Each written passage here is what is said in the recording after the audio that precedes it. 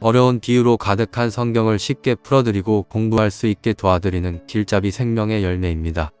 성경은 시대별 배경 지식과 명칭을 알지 못하면 이해하기 어려운 부분이 많습니다. 시간을 내서 공부하여야 하지만 시간이 여의치 않은 분들을 위하여 제가 도와드리겠습니다. 출애굽기 5장 1절부터 4절 말씀입니다. 그 후에 모세와 아론이 바로에게 가서 이르되 이스라엘의 하나님 여호와께서 이렇게 말씀하시기를 내 백성을 보내라. 그러면 그들이 광야에서 내 앞에 절기를 지킬 것이니라 하셨나이다. 바로가 이르되 여호와가 누구이기에 내가 그의 목소리를 듣고 이스라엘을 보내겠느냐. 나는 여호와를 알지 못하니 이스라엘을 보내지 아니하리라. 그들이 이르되 히브리인의 하나님이 우리에게 나타나셨은즉 우리가 광야로 사흘 길쯤 가서 우리 하나님 여호와께 제사를 드리려 하오니 가도록 허락하소서. 여호와께서 전염병이나 칼로 우리를 치실까 두려워하나이다. 애굽 왕이 그들에게 이르되 모세와 아론아 너희가 어찌하여 백성의 노역을 쉬게 하려느냐. 가서 너희의 노역이나 하라. 모세와 아론은 애굽 왕 바로를 접견하여 하나님의 뜻을 전했다. 그들은 그에게 하나님의 뜻을 그대로 전했다. 그들이 전한 하나님의 뜻은 내 백성을 보내라는 것이다. 하지만 이집트의 왕은 여호와를 알지 못했습니다. 당시 애굽은 자신들만의 신들을 섬기고 있었습니다. 다산의 신 오시리스, 대기와 불의 신 호루스, 태양신 라 등 애굽의 독자적인 자연을 우상화한 신들을 숭배하고 있었습니다. 하지만 하나님께서는 이 땅은 애굽 신들에게 속한 것이 아니라 여호와에게 속하였다는 것을 보여주기 위해서 내 백성을 보내라고 명령하십니다. 출애굽기 5장 5절부터 10절 말씀입니다. 바로가 또 이르되 이제 이 땅의 백성이 많아졌거늘 너희가 그들로 노역을 쉬게 하는도다 하고 바로가 그날의 백성의 감독들과 기록원들에게 명령하여 이르되 너희는 백성에게 다시는 벽돌에 쓸 짚을 전과 같이 주지 말고 그들이 가서 스스로 짚을 줍게 하라. 또 그들이 전에 만든 벽돌 수대로 그들에게 만들게 하고 감하지 말라. 그들이 게으름으로 소리질러 이르기를 우리가 가서 우리 하나님께 제사를 드리자 하나니 그 사람들의 노동을 무겁게 함으로 수고롭게 하여 그들로 거짓말을 듣지 않게 하라. 백성의 감독들과 기록원들이 나가서 백성에게 말하여 이르되 바로가 이렇게 말하기를 내가 너희에게 짚을 주지 아니하리니 바로는 모세에 전한 하나님의 뜻을 이스라엘 백성이 게으름을 피우거나 노역을 쉬게 하려는 것 정도로 보았습니다. 또 하나님을 섬기라는 하나님의 말씀을 거짓되고 헛된 말로 생각했으나 그 말씀은 진리입니다. 모세와 아론을 통해 하나님의 말씀을 들은 바로는 도리어 이스라엘 백성을 압박하기 시작했습니다. 출애굽기 5장 11절부터 16절 말씀입니다. 너희는 짚을 찾을 곳으로 가서 주우라. 그러나 너희 일은 조금도 감하지 아니하리라 하셨느니라. 백성이 애굽 온 땅에 흩어져 복초 그루터기를 거두어다가 짚을 대신하니 감독들이 그들을 독촉하여 이르되 너희는 짚이 있을 때와 같이 그날의 일을 그날에 마치라 하며 바로의 감독들이 자기들이 세운 바 이스라엘 자손의 기록원들을 때리며 이르되 너희가 어찌하여 어제와 오늘에 만드는 벽돌의 수요를 전과 같이 채우지 아니하였느냐 하니라. 이스라엘 자손의 기록원들이 가서 바로에게 호소하여 이르되 왕은 어찌하여 당신의 종들에게 이같이 하시나이까. 당신의 종들에게 짚을 주지 아니하고 그들이 우리에게 벽돌을 만들라 하나이다. 당신의 종들이 매를 맞사오니 이는 당신의 백성의 죄니이다. 복초 그루터기는 곡초를 패고 남은 밑둥치와 뿌리를 가리킵니다. 이스라엘 백성의 고역은 더 가중되었고 이스라엘의 관리들은 구타도 당하였다. 이스라엘 백성은 더욱 고통을 당하였다. 이것은 어쩌면 당연한 결과였습니다. 왜냐하면 이스라엘 자손들은 애굽에 400년간 노예였기 때문에 바로는 그들을 더욱 가혹하게 대하였습니다. 출애굽기 5장 17절부터 23절 말씀입니다. 바로가 이르되 너희가 게으르다 게으르다 그러므로 너희가 이르기를 우리가 가서 여호와께 제사를 드리자 하는도다. 이제 가서 일하라. 짚은 너희에게 주지 않을지라도 벽돌은 너희가 수량대로 바칠지니라. 기록하는 일을 맡은 이스라엘 자손들이 너희가 매일 만드는 벽돌을 조금도 감하지 못하리라 함을 듣고 화가 몸에 미친 줄 알고 그들이 바로를 떠나 나올 때에 모세와 아론이 길에 서 있는 것을 보고 그들에게 이르되 너희가 우리를 바로의 눈과 그의 신하의 눈에 미운 것이 되게 하고 그들의 손에 칼을 주어 우리를 죽이게 하는도다. 여호와는 너희를 살피시고 판단하시기를 원하노라. 모세가 여호와께 돌아와서 아뢰되 주여 어찌하여 이 백성이 학대를 당하게 하셨나이까? 어찌하여 나를 보내셨나이까? 내가 바로에게 들어가서 주의 이름으로 말한 후로부터 그가 이 백성을 더 학대하며 주께서도 주의 백성을 구원하지 아니하시나이다. 이스라엘 백성도 모세도 당황했겠지만 이 현실은 이스라엘 백성이 애굽 왕 바로의 손에서 구원을 받는 과정이었다. 출애굽기 5장의 교훈은 무엇일까요? 첫째로 하나님의 뜻은 이스라엘 백성이 애굽에서 그 종살이하던 생활에서 떠나는 것이다. 하나님께서는 그들을 그곳에서 건지셔서 젖과 꿀이 흐르는 가나안 땅으로 인도하기를 원하셨다. 오늘날 하나님의 뜻은 우리가 이 패역한 세상에서 구원받아 천국에 들어가는 것입니다. 출애굽기 6장 1절부터 5절 말씀입니다. 여호와께서 모세에게 이르시되 이제 내가 바로에게 하는 일을 내가 보리라. 강한 손으로 말미암아 바로가 그들을 보내리라. 강한 손으로 말미암아 바로가 그들을 그의 땅에서 쫓아내리라. 하나님이 모세에게 말씀하여 이르시되 나는 여호와이니라. 내가 아브라함과 이삭과 야곱에게 전능의 하나님으로 나타났으나 나의 이름을 여호와로는 그들에게 알리지 아니하였고 가나안 땅 곧 그들이 거류하는 땅을 그들에게 주기로 그들과 언약하였더니 이제 애굽 사람이 종으로 삼은 이스라엘 자손의 신음 소리를 내가 듣고 나의 언약을 기억하노라. 모세가 애굽 왕에게 하나님의 뜻과 명령을 전했을 때 바로는 이스라엘 백성을 더욱 학대하였었다. 그러나 하나님께서는 모세에게 대답하시며 해결책을 보이신다. 그는 이제 내가 바로에게 하는 일을 내가 보리라고 말씀하신다. 그렇다. 이스라엘 백성을 애굽의 종살이에서 구해내는 일은 하나님께서 하실 일이다. 사람을 구원하는 일은 사람의 일이 아니고 하나님의 일이다. 그것은 물론 사람의 일이기도 하지만 사람은 하나님의 도구일 뿐이다. 출애굽기 6장 6절부터 10절 말씀입니다. 그러므로 이스라엘 자손에게 말하기를 나는 여호와라.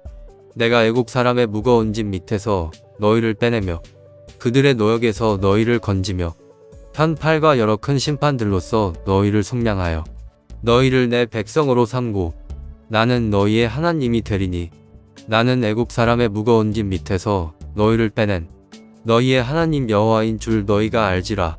내가 아브라함과 이삭과 야곱에게 주기로 맹세한 땅으로 너희를 인도하고 그 땅을 너희에게 주어 기업을 삼게 하리라. 나는 여호와라 하셨다 하라. 모세가 이와 같이 이스라엘 자손에게 전하나 그들이 마음의 상함과 가혹한 노역으로 말미암아 모세의 말을 듣지 아니하였더라. 여호와께서 모세에게 말씀하여 이르시되 하나님께서는 모세에게 이스라엘 자손에게 말할 내용을 주셨다. 또한 이스라엘을 자기 백성으로 삼으시겠다고 말씀하셨다. 너희로 내 백성을 삼고 나는 너희 하나님이 되리니 나는 애굽 사람의 무거운 짐 밑에서 너희를 빼어낸 너희 하나님 여호와인 줄 너희가 알지라. 하지만 이스라엘 자손들은 이미 마음이 상하였습니다. 그들은 거룩한 구원보다는 당장에 지친 육신을 소중히 여겼습니다. 우리는 이스라엘 자손의 상황을 조금 더 쉬운 비유로 이해할 수 있습니다. 만약 조선시대 노비로 태어난 자들이 어떤 거룩한 계시를 받고 자신들을 양반에게 풀어달라고 부탁한다고 해봅시다. 양반들이 환영하며 노비들의 부탁을 들어주었을까요? 아니겠지요. 자신들의 자산과 같은 노비를 풀어주기는커녕 본보기로 당장이라도 더 힘든 노역을 시켜 복종하게 만들었을 것입니다. 출애굽기 6장 11절부터 15절 말씀입니다. 들어가서 애굽 왕 바로에게 말하여 이스라엘 자손을 그 땅에서 내보내게 하라. 모세가 여호와 앞에 아뢰어 이르되 이스라엘 자손도 내 말을 듣지 아니하였거든 바로가 어찌 들으리이까? 나는 입이 둔한 자니이다. 여호와께서 모세와 아론에게 말씀하사 그들로 이스라엘 자손과 애굽 왕 바로에게 명령을 전하고 이스라엘 자손을 애굽 땅에서 인도하여 내게 하시니라. 그들의 조상을 따라 집의 어른은 이러하니라. 이스라엘의 장자 르우벤의 아들은 한옥과 발루와 헤스론과 갈미니 이들은 르우벤의 족장이요 시므온의 아들들은 여무엘과 야민과 오합과 양인과 소알과 가나안 여인의 아들 사울이니 이들은 시므온의 가족이요 여호와께서는 모세에게 동일한 명령을 주셨다. 하나님의 명령은 동일하였다. 비록 여러 가지 난관이 있을지라도 내 백성을 내어 보내라는 하나님의 처음 명령은 변함이 없었다. 모세는 여호와 앞에 고하였다. 이스라엘 자손도 나를 듣지 아니하였거든 바로가 어찌 들으리이까? 나는 입이 둔한 자니이다. 모세는 여전히 힘과 용기를 가지지 못하고 있었지만 하나님께서는 모세와 아론에게 말씀하셨고 그들로 이스라엘 자손들과 애굽 왕 바로에게 명을 전하게 하셨고 그들을 애굽 땅에서 인도해내게 하셨다. 하나님의 뜻하신 바는 결국 다 이루어졌다. 출애굽기 6장 16절부터 21절 말씀입니다. 레위의 아들들의 이름은 그들의 족보대로 이러하니 게르손과 고핫과 므라리요. 레위의 나이는 137세였으며 게르손의 아들들은 그들의 가족대로 림니와 시므이요. 고핫의 아들들은 아므람과 이스할과 헤브론과 오시엘이요. 고핫의 나이는 133세였으며 므라리의 아들들은 마을리와 무시니 이들은 그들의 족보대로 레위 족장이요. 아므람은 그들의 아버지의 누이 요게벳을 아내로 맞이하였고 그는 아론과 모세를 낳았으며 아므람의 나이는 137세였으며 이스할의 아들들은 보라와 네벳과 시글이요. 14에서 16절 야곱의 12아들 중에 장자 르우벳, 둘째 시므온, 셋째 레위에 관한 얘기입니다. 성경을 읽으시는 많은 분들이 이 부분을 어려워하십니다. 너무 어렵게 생각하지 마시고 하나님께서 어떤 식으로 세상을 바라보시고 어떤 원리로 세상을 다스리시는가를 이해한다면 그걸로 충분하다고 생각합니다. 쉽게 설명드리겠습니다. 장자 르우벤의 아들이 한옥과 발루와 헤스론과 길민이입니다. 이들이 르우벤 지파의 족장입니다. 야곱의 아들 중 둘째인 시므온의 아들들이 여무엘과 야민과 우핫과 야긴과 소알과 가나안 여인의 아들 사울입니다. 야곱의 아들 중 셋째인 레이의 아들들은 게르손과 고핫과 므라리입니다. 게르손이 장자이고 고핫이 둘째고 므라리가 셋째입니다. 지금 머리 아프시죠? 여기서부터 더 복잡해집니다. 레이의 아들 중 장자인 게르손의 아들이 림니와 시므이입니다. 레이의 아들 중 둘째인 고핫의 아들들은 아므람과 이스할과 헤브론과 오시엘입니다. 이것이 하나님께서 세상을 창조하신 방식입니다. A로부터 B, C, D가 파생되고 B로부터 E, F, G, H가 파생되고 C로부터는 I, J, K가 파생되고 이해가 어려운 게 당연합니다. 사람이 하나님의 일을 이해하기 어려운 이유가 여기 있습니다. 하나님은 무수한 파생과 경우의 수를 생각하실 수 있지만 인간은 그 정도의 복잡성은 생각하지 못하기 때문입니다. 이야기를 마무리 짓겠습니다. 결론적으로 야곱의 셋째 아들 레위가 낳은 둘째 아들 고핫이 낳은 첫째 아들 아므람이 아론과 모세를 낳았고 그들이 하나님의 명을 받고 애굽 땅에서 인도하여 낸 것입니다.